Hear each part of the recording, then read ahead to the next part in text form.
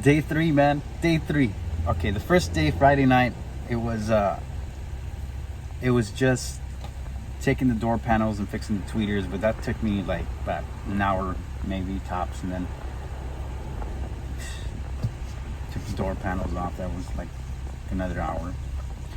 But yesterday was hell, man. Yesterday was 12 hours straight.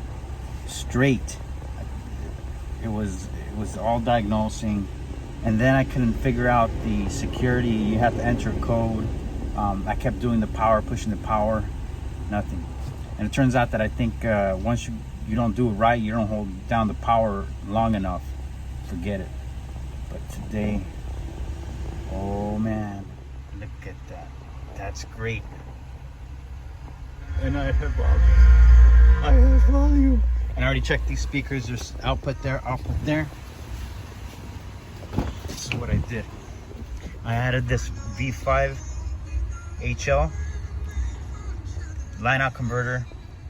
I need to make sure my left and right are all good, but I'm getting sound, and that's key. I can hear the sub too, so that's good. Yeah, there's sound. All right, so it's 1:30 Sunday. Started Friday night.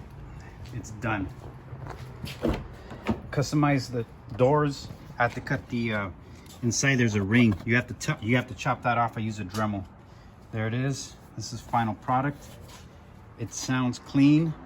I was able to tap in, like I said, there and there for the respective left and right.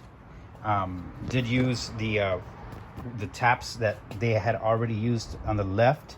For whatever reason, they were only using the front and not the rear. So everything's back in. As far as the trunk looks, there it is. Cue box back in. There's your V5 HL. Sorry about that. And the 5-channel.